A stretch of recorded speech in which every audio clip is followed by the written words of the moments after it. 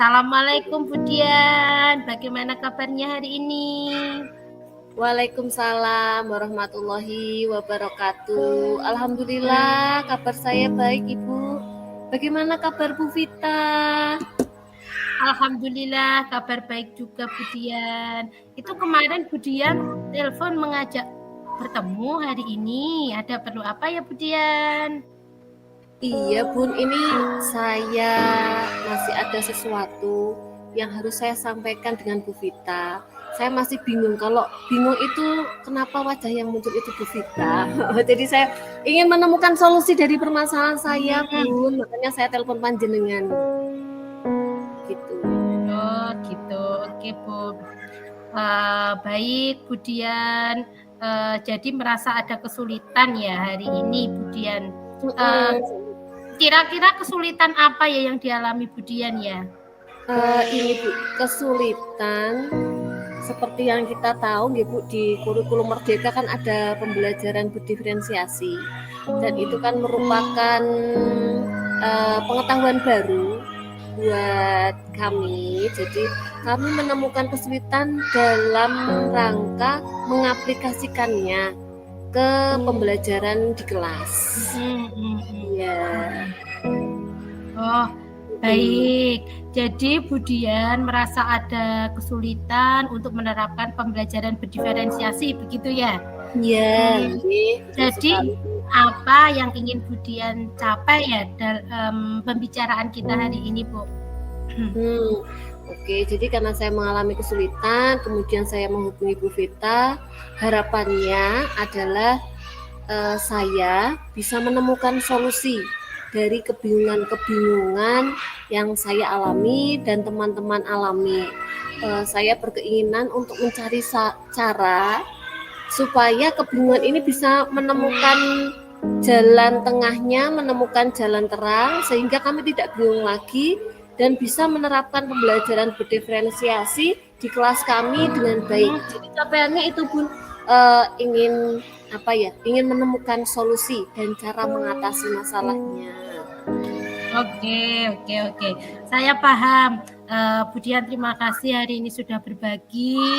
Kemudian dalam proses ini nanti saya akan membantu Bu Dian untuk menemukan solusi agar Bu Dian bisa lebih paham tentang konsep dan strategi dari pembelajaran berdiferensiasi. Sekarang Bu Dian, mari kita coba identifikasi situasinya ya. Kira-kira dari skala 1 sampai dengan 10, di mana posisi Bu Dian sekarang dalam pencapaian tujuan Bu Dian yang telah disampaikan tadi?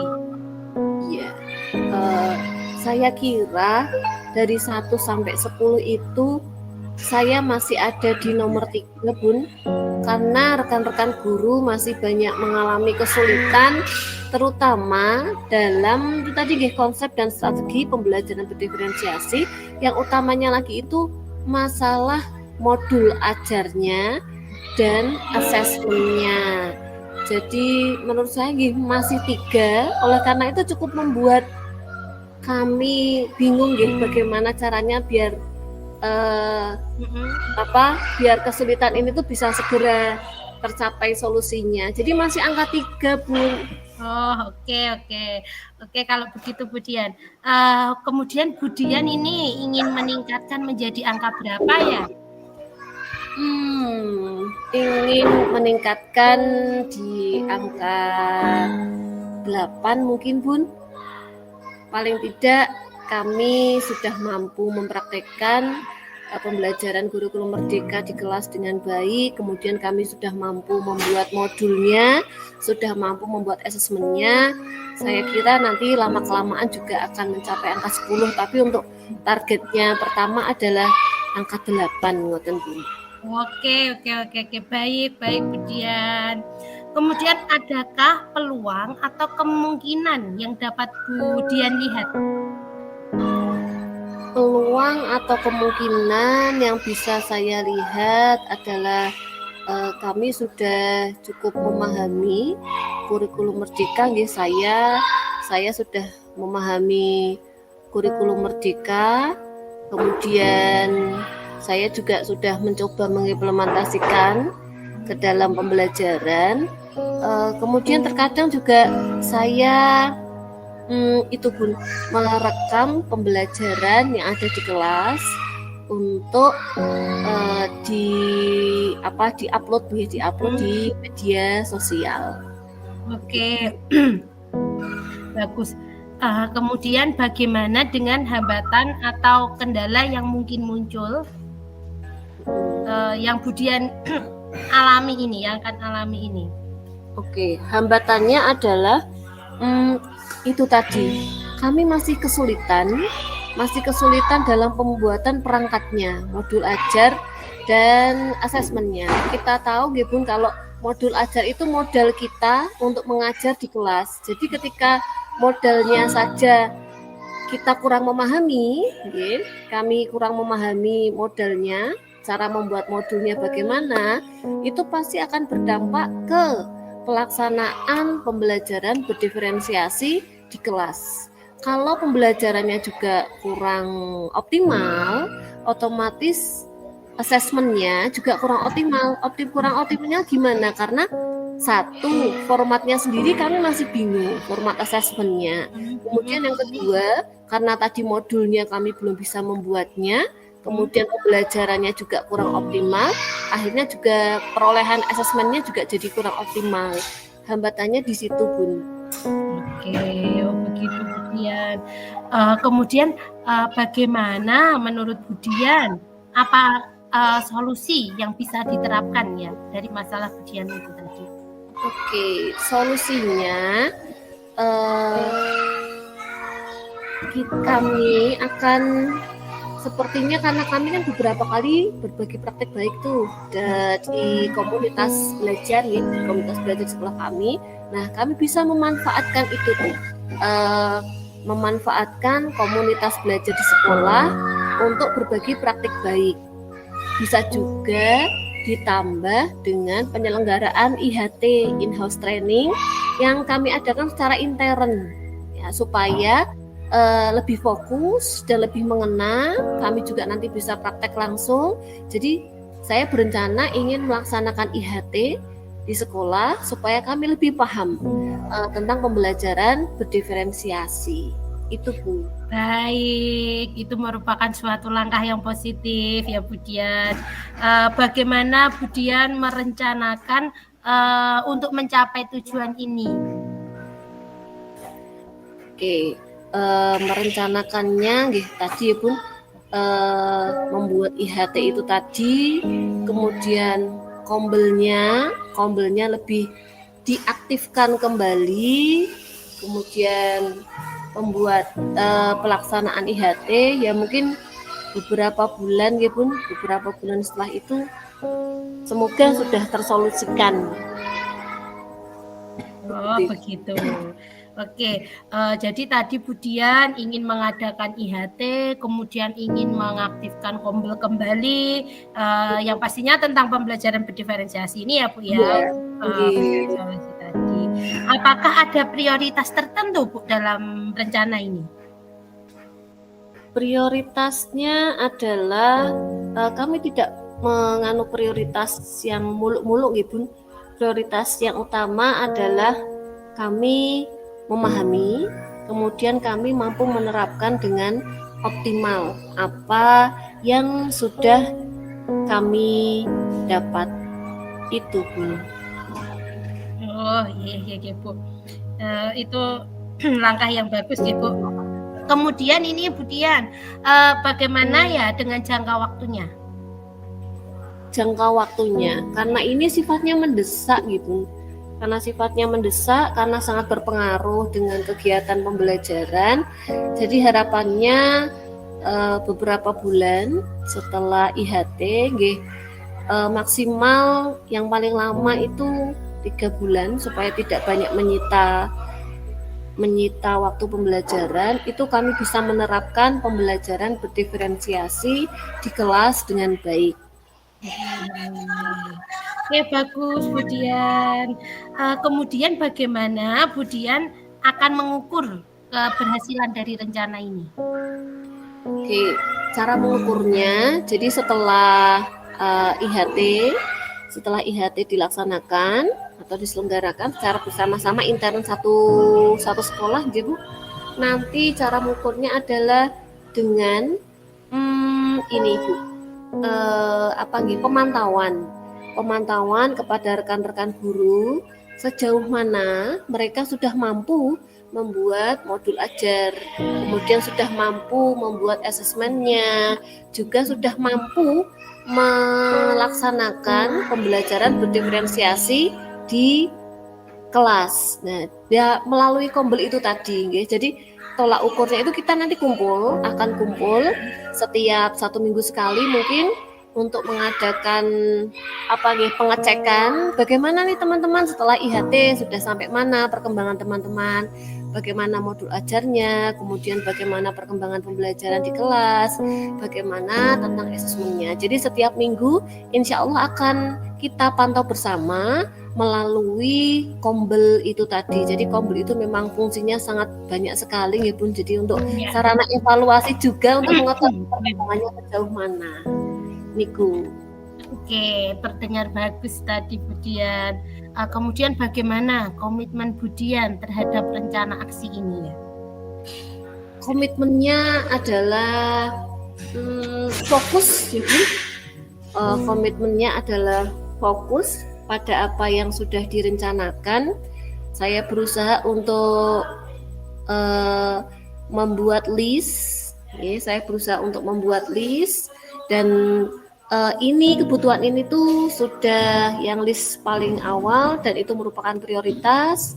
Jadi kami akan berusaha untuk fokus dengan apa yang ingin kami capai, yaitu terciptanya pembelajaran yang berdiferensiasi yang nantinya akan menghasilkan juga lulusan peserta didik yang optimal. Ini kan saling berkesinambungan antara proses pembelajaran, kemudian administrasinya dan hasil lulusannya juga. Jadi itu sih Bun yang berusaha untuk kami komitmenkan bahwa fokus dengan apa yang akan kita laksanakan.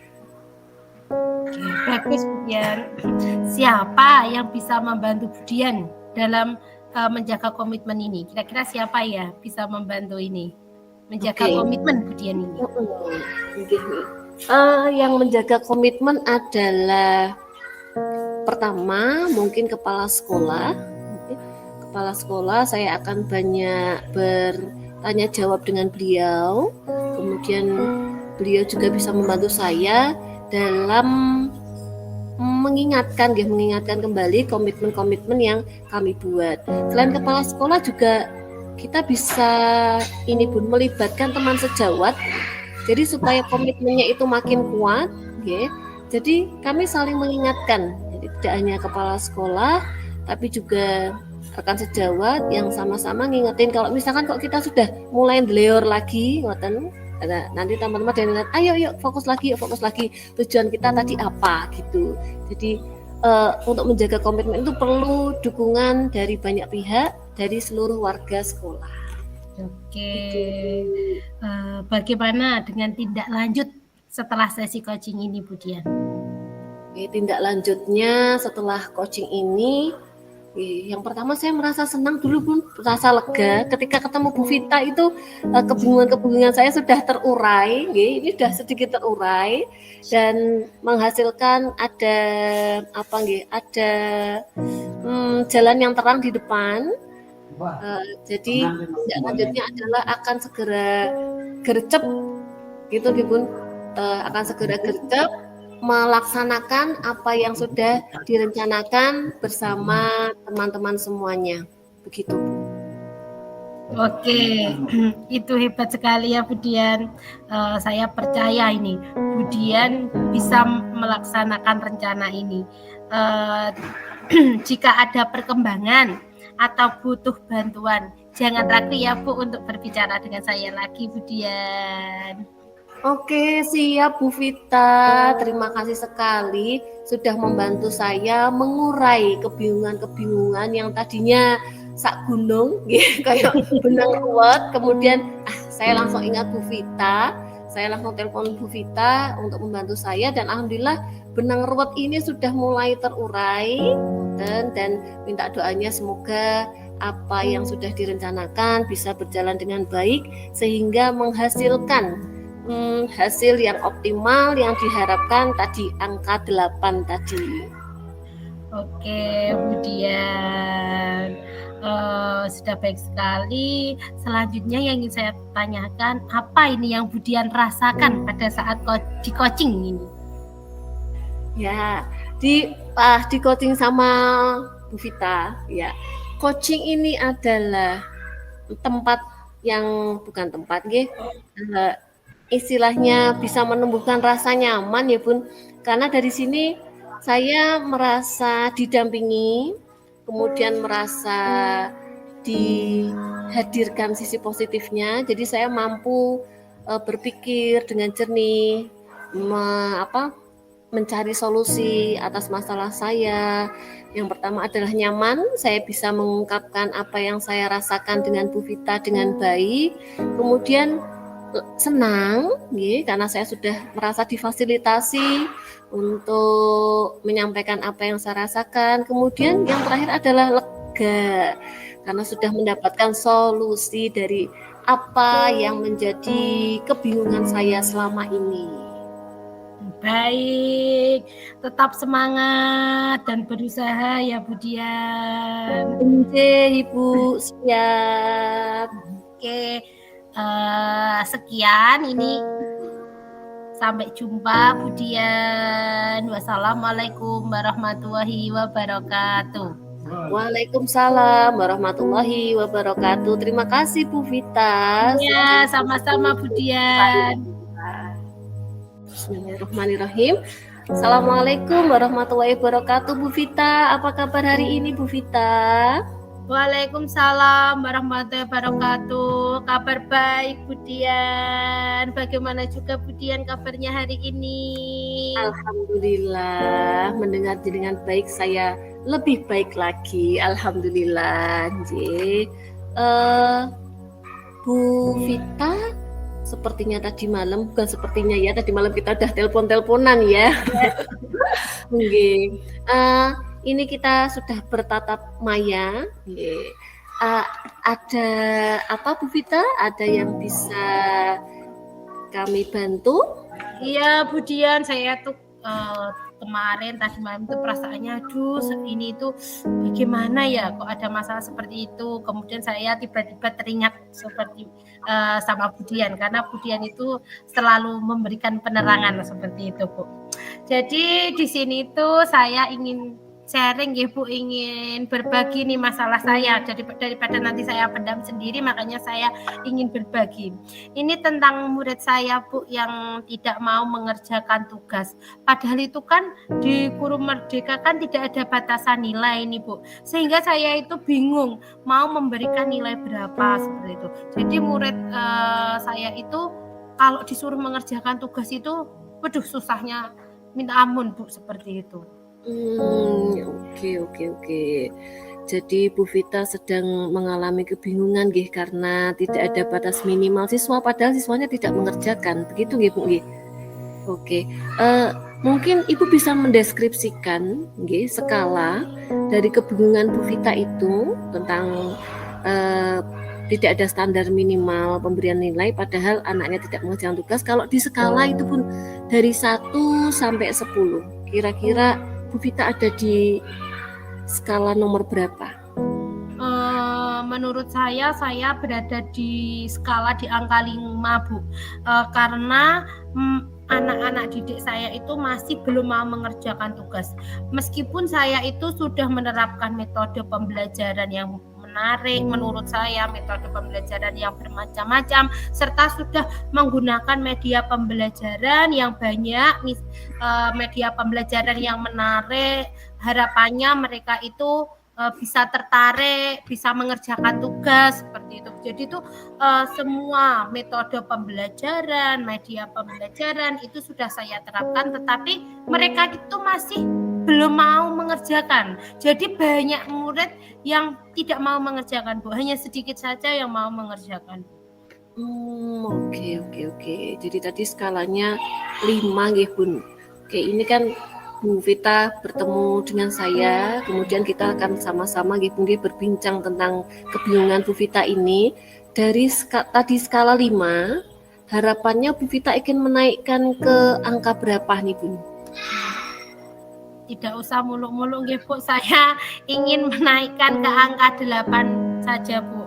Saya ingin mereka itu mau belajar, mau mengerjakan tugas, dan mereka itu bisa memahami, bisa mengetahui kewajibannya sebagai murid itu apa gitu. Jadi itu berangkat sekolah itu tidak hanya bermain, tidak hanya ladaan gitu bahasanya, tidak hanya bertengkar dengan temannya, tetapi di sini itu bagaimana mereka bisa bertanggung jawab, bisa memiliki rasa kewajibannya itu apa gitu. Jadi bisa sadar, dengan begitu kan mereka bisa mau mengerjakan tugas seperti itu. Oke. Tadi realitasnya adalah di angka 5, kemudian harapannya di angka 8. Rencana apa ini yang sudah Bu Vita susun untuk mencapai angka tersebut, Bun? Untuk mencapai di angka 8, rencana apa yang sudah Bu Vita susun nih, yang sudah Bu Vita pikirkan? Saya mungkin ingin membuat pembelajaran media pembelajaran yang lebih menarik lagi, Bu. Nanti sehingga anak-anak itu bisa mengikuti pembelajaran ini dengan antusias. Kemudian selain itu, karena ini kan sudah di kelas besar ya Bu, mungkin saya akan membuat seperti aplikasi begitu Bu. Nanti biar anak-anak di rumah ini bisa belajar sendiri menggunakan HP atau menggunakan gawai seperti itu. Oke. Membuat aplikasi nggih Bu nggih, luar biasa sekali. Selain itu apakah ada lagi Bu? Ya Bu, jadi karena nanti saya akan menggunakan media pembelajaran yang lebih menarik lagi, dan media pembelajaran yang saat ini kan nyata Bu ada gitu di kelas. Nah ini nanti saya berencana untuk membuat media pembelajaran ini yang seperti aplikasi, jadi bisa digunakan menggunakan HP. Jadi nanti kalau anak-anak misalnya mau mengerjakan tugas itu sudah ada gitu, bisa dengan menggunakan aplikasi itu. Wah, keren sekali Bu Vita. Sudah ada harapan ke angka 8 nih. Kemudian rencana-rencananya sudah juga di-list dengan rapi nih oleh Bu Vita, dan membuat aplikasi, kemudian membuat program juga ya. Mungkin nih kalau rencana itu kan kadang kita harus siap-siap anunya Bun. Kita mengerti kelebihan, kemudian hambatan yang akan dihadapi gitu nih Bun. Menurut Bu Vita, kelebihan apa yang sudah Bu Vita miliki untuk mencapai rencana tersebut? Kemudian hambatannya apa Bu Vita? Kelebihannya mungkin nanti ini kan saya sudah mulai proses membuat aplikasi itu bersama teman sejawat Ibu.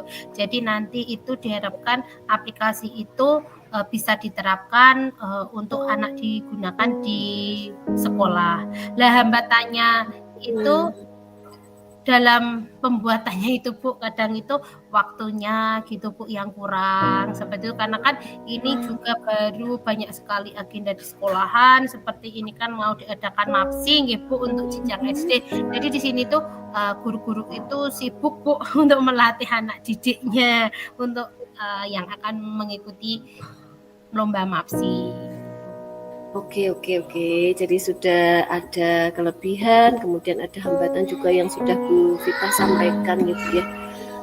Sudah ada rencana yang akan Bu Vita buat apa saja. Nah, kira-kira kapan nih strategi yang tadi Bu Vita sampaikan ini akan mulai dilaksanakan? Mungkin 2 minggu lagi Bu, karena minggu depan itu kan baru akan diadakan lomba MAPSI. Jadi mungkin setelah itu saya berencana untuk menerapkan yang akan saya laksanakan ini. Karena setelah biar fokus gitu loh Bu, setelah MAPSI selesai, jadi biar saya lebih fokus. Oke.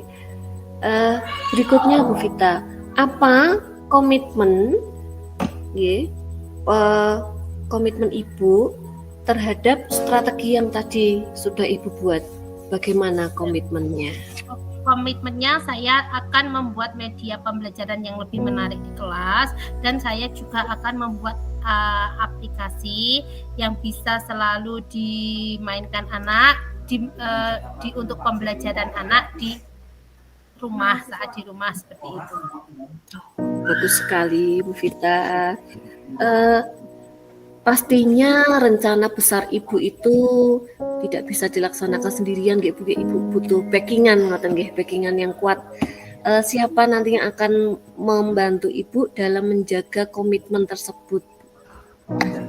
Nanti berarti saya di sini harus bekerja sama dengan wali, dengan orang tua juga ya Bu ya, dari wali siswa, dari orang tua, karena nanti kan di rumah agar anak selalu dipantau untuk mengerjakan tugas-tugas yang ada, kan sudah disediakan juga aplikasi nanti, jadi saya bagikan melalui grup WhatsApp nanti biar anak-anak mengerjakan tugas.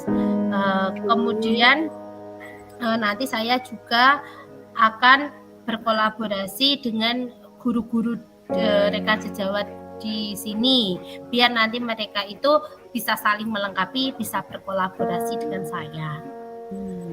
Oke, hebat sekali Bu Vita. Tindak lanjutnya bagaimana ini Bu? Tindak lanjut dari kegiatan Ibu tadi? Saya ingin membuat media pembelajaran yang menarik tadi untuk diterapkan di kelas, dan nanti saya juga akan membuat aplikasi yang bisa dimainkan menggunakan HP atau gawai anak. Jadi anak itu tidak hanya mampu pembelajaran di sekolah saja, tetapi jika ada pembelajaran di rumah, mereka juga bisa menggunakan itu. Wah, hebat sekali Bu Vita, luar biasa. Ini tanpa terasa Bu Vita sudah menemukan solusi dari apa yang menjadi kebingungan Bu Vita. Bagaimana perasaannya sekarang Ibu setelah kita coaching bersama? Alhamdulillah Bu, di sini saya merasa lega. Yang kemarin itu mendapatkan, aduh masalah ini kok kayak berat sekali gitu, bagaimana saya mencari solusinya. Tetapi setelah bertemu Bu Dian hari ini, rasanya jadi pelang gitu ya Bu, jadi lega. Oh akhirnya ada solusi nih setelah bertemu dengan Bu Dian. Jadi yang kemarin saya pusing mikirin ini itu gitu, sekarang alhamdulillah sudah plong, sudah lega, sudah ada jalan keluar, sudah ada solusinya. Terima kasih ya Bu Dian. Sama-sama Bu Vita. Alhamdulillah nggih, apa yang kita bicarakan hari ini itu bisa sangat bermanfaat, mengatasi kebingungan yang sudah Bu Vita rasakan. Dia sudah menemukan solusi, dan rencana Bu Vita yang sudah Bu Vita buat sudah sangat luar biasa. Semoga berhasil dan sukses Bu Vita. Terima kasih Bu Dian. Semoga kapan-kapan kita bisa bertemu lagi Bu Dian. Amin. Saya siap dikonfirmasi kapanpun. Terima kasih Bu Vita atas perjumpaan kita hari ini. Assalamualaikum warahmatullahi wabarakatuh. Waalaikumsalam warahmatullahi wabarakatuh.